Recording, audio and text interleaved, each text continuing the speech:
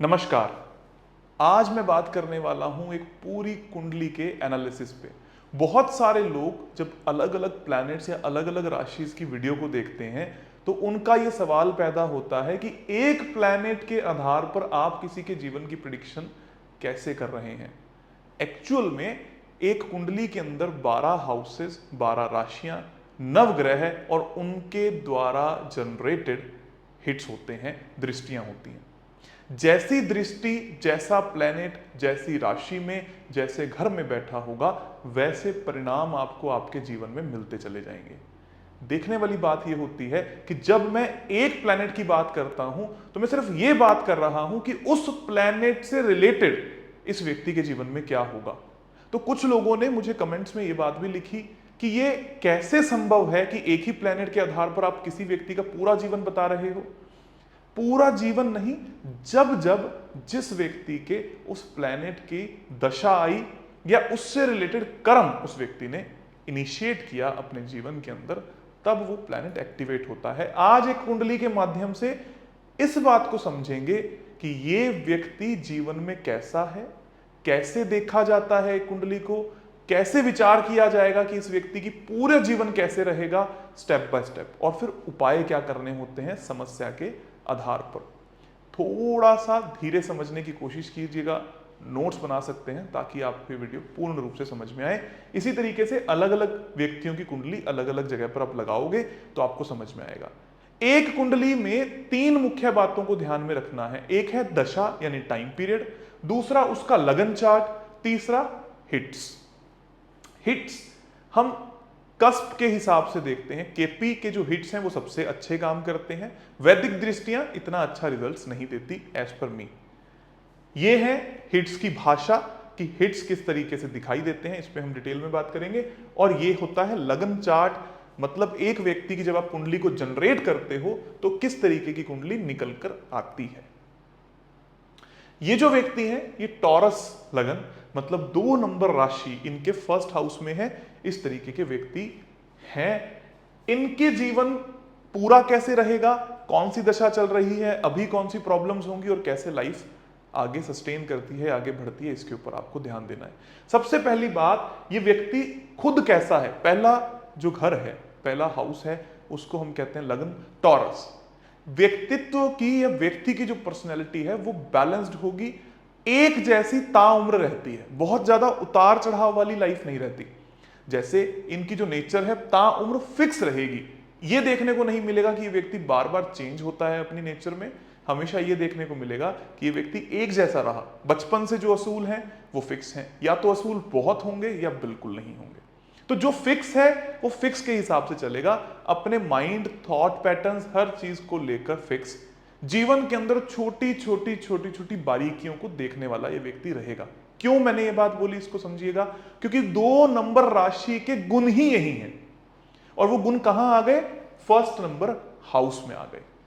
अगर यही एक बार को समझने के लिए बात करते हैं, ये व्यक्ति पैसों को लेकर परसिस्टेंट होता, हमेशा सोच एक जैसी होती। अगर पैसे मतलब 2 नंबर हाउस में 2 नंबर राशि लिखी हुई आ जाती तो परिवार हमेशा एक जैसा रहता, मतलब परसिस्टेंट रहता। सोच परिवार को लेकर और पैसों को लेकर सेम रहती।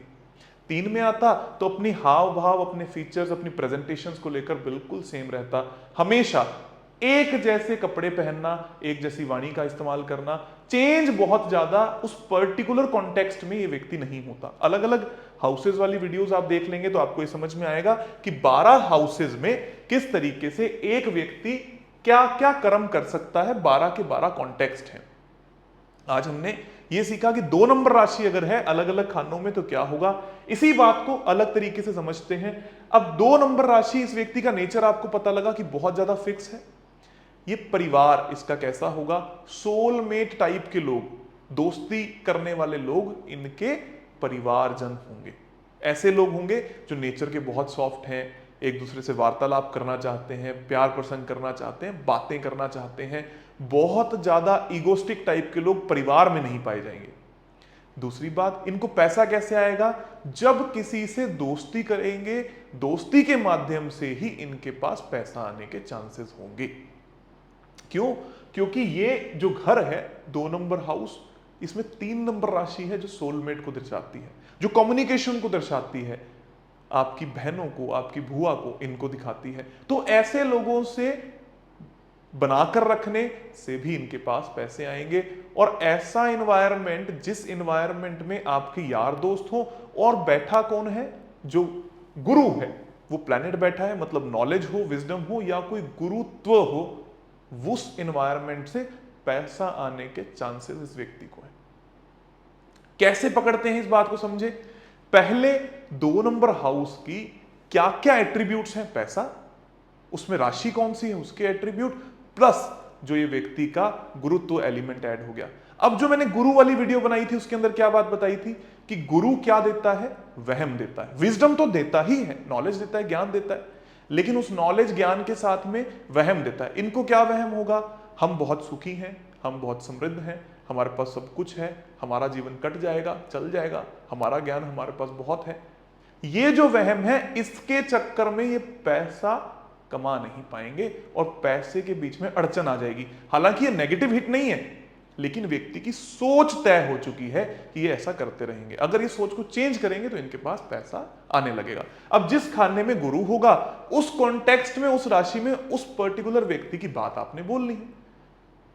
अब हम कैसे डिसाइड करते हैं कि अभी क्या चल रहा है। मैंने क्यों एक प्लेनेट के ऊपर बात करी, जिसकी दशा चल रही है उसके इर्द गिर्द वाले हाउसेस चल ही रहे होंगे। मान लो गुरु की दशा चल रही है, तो जहां पर 9 नंबर लिखा है और जहां पर 12 नंबर लिखा है, ये दोनों खाने उस व्यक्ति के एक्टिवेटेड होंगे, और जहां पर गुरु बैठा है वो एक्टिवेटेड होगा। इतनी सी कहानी है पूरी एस्ट्रोलॉजी की। फिर इसी व्यक्ति का विश्लेषण किया तो इनकी प्रेजेंटेशन कैसी है। अगर आप ध्यान से देखेंगे तो यहां केतु भी लिखा हुआ है, 4 नंबर राशि है। पहली बात तो ऐसी प्रेजेंटेशन है जो सबको भाई अपने जैसी प्रेजेंटेशन लगे, बहुत एक्स्ट्रा ऑर्डिनरी प्रेजेंटेशन नहीं होगी, जो लगभग आम जन की प्रेजेंटेशन होती है। क्योंकि 4 नंबर क्या है, केयर टेकिंग एनवायरनमेंट। केतु आने के कारण अपने देख दिखावे पे बहुत ज्यादा फोकस नहीं है कि हम ऐसे दिखें, हम वैसे दिखें। जैसे भी दिखें कोई फर्क नहीं पड़ता, मेरी जैसी भी प्रेजेंटेशन हो कोई फर्क नहीं पड़ता।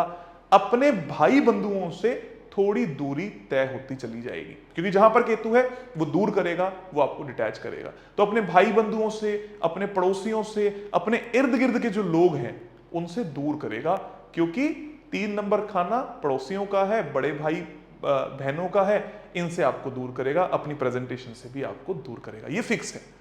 तो ये व्यक्ति की नेचर तय हो गई। अब आप धीरे धीरे समझ रहे होंगे कि कैसे एक प्लैनेट एक घर में, एक राशि में इफेक्ट देता है। 4 नंबर हाउस में 5 नंबर राशि, जो घर है वो फिक्स्ड पुराना घर मिलने के चांसेस ज्यादा हैं, क्योंकि 5 नंबर राशि फिक्स्ड है, लियो है। एक ऐसा एनवायरनमेंट जो सुखद हो, जो पिता के अकॉर्डिंग हो, ऐसा एनवायरनमेंट बिल्ट होगा घर के लिए।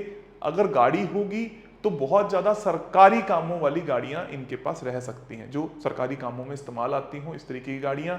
बहुत लग्जीरियस नहीं होंगी, बहुत ज्यादा लग्जीरियस चीजों को रखने का भी कोई खास बड़ा शौक नहीं होगा। जीवन अच्छा चल जाए, उसके बाद जो मिलेगा उसमें अपन आनंद उठाएंगे, ऐसी सोच होती है। घर को लेकर फिक्स होते हैं कि मेरा एक घर होना ही चाहिए, चाहिए ही चाहिए, क्योंकि 5 नंबर राशि।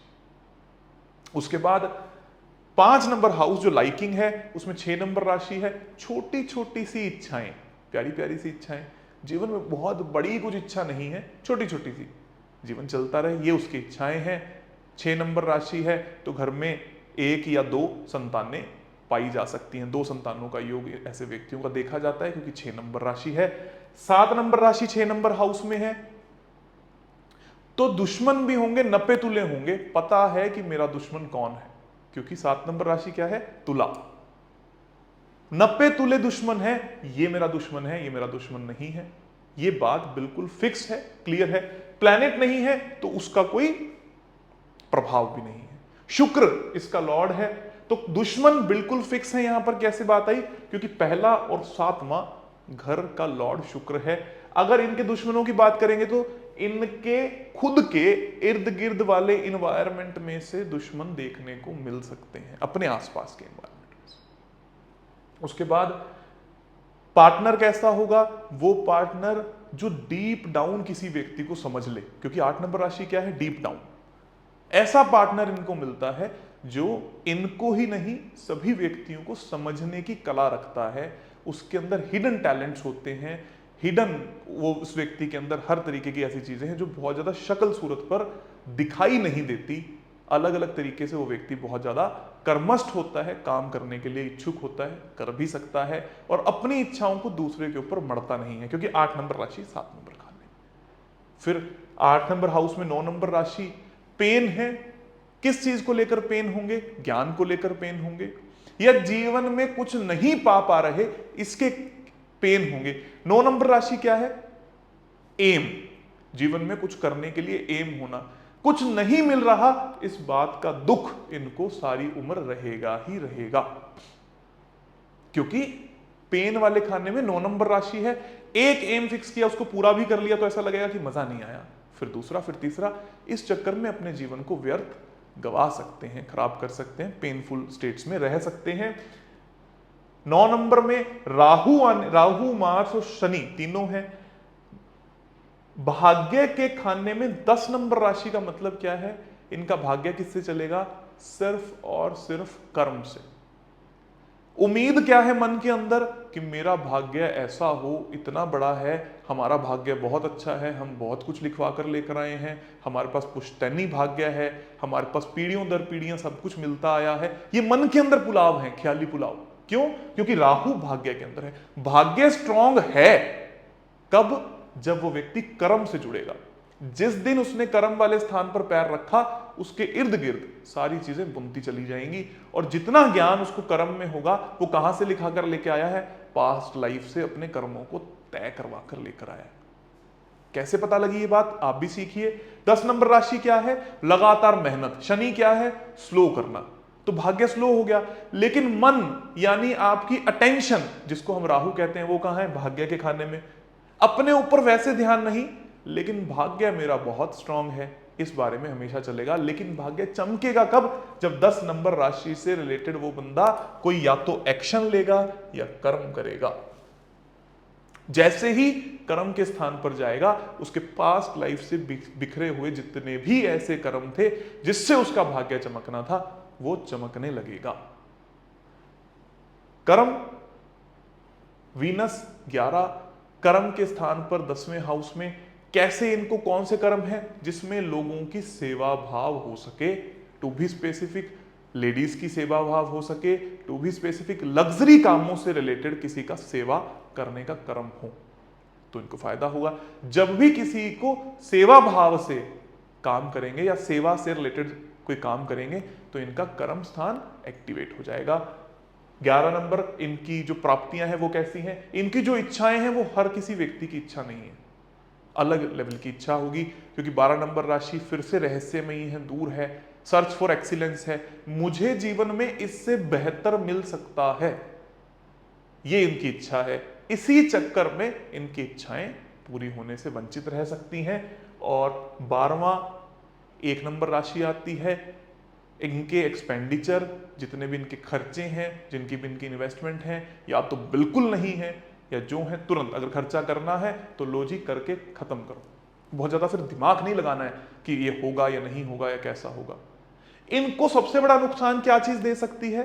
क्योंकि इनको यहां पर राहु होने के कारण ये वहम और पैसों के खाने में भी वहम, ये दो चीजें मिलकर इनके जीवन को थोड़ा सा तकलीफ के अंदर लेकर आ सकती हैं। ये होता है विश्लेषण एक कुंडली का, कि कैसे एक व्यक्ति की कुंडली को हमने ध्यान दिया, चेक किया और फिर महसूस किया।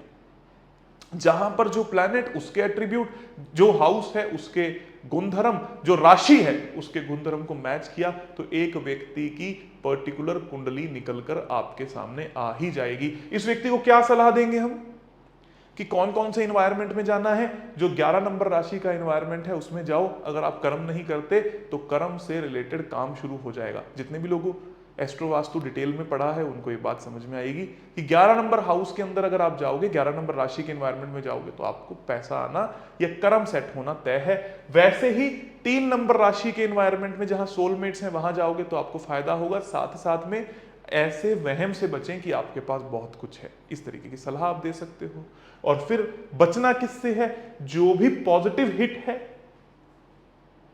उस हिट का साथ लेना है, नेगेटिव हिट से दूर जाना है। मान लो पैसा ही एक्टिवेट कराना है तो बुध का 2 नंबर हाउस पर पॉजिटिव हिट है, तो फिर से अपनी कम्युनिकेशन साधने से, अपने भाई बंधुओं से बनाकर रखने से, अपनी भुआ से, अपनी मौसी से बनाकर रखने से, या जो 2nd नंबर हाउस का एनवायरनमेंट है उसमें जाकर किसी बुध वाले व्यक्ति से मिलने से इनको फायदा होगा।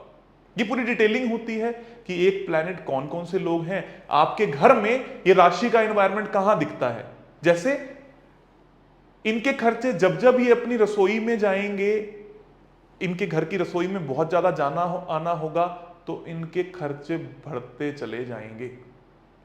इस तरीके से कौन सा एनवायरनमेंट आपके घर में कौन सी डायरेक्शन को रिप्रेजेंट करता है, कौन सी दिशा को रिप्रेजेंट करता है, कौन सा प्लेनेट है, कौन सा हिट है, किससे बचकर चलना है, ये सब चीजें दिखाई देती हैं, समझ में आती हैं और आप सभी को अलग अलग रिजल्ट्स देती हैं। एक व्यक्ति की पूरी कुंडली का विश्लेषण आप लोगों ने देखा, ये देखा कि कैसे हिट्स काम करते हैं, ये देखा कि आपने कैसे प्लेनेट काम करते हैं। इनको डिटेल में सीखकर अपनी अपनी कुंडलियों को खुद से आप बड़े आराम से देख सकते हैं। मुंबई में 21 अगस्त को कोर्स आ रहा है, आप सभी लोग उस कोर्स को ज्वाइन कीजिए। 1 दिवसीय कोर्स रहेगा जहां पर हम डिटेल में बात करेंगे और ऑनलाइन कोर्सेज भी हैं। उन सभी से जुड़ने के लिए नंबर्स पर कॉल कीजिए जो आपको भी स्क्रीन पर दिख रहे हैं और रजिस्ट्रेशन करवाइए। आप सभी का बहुत बहुत धन्यवाद। जो भी प्रश्न हो उनको कमेंट में लिखना ना भूलिए। Thank you.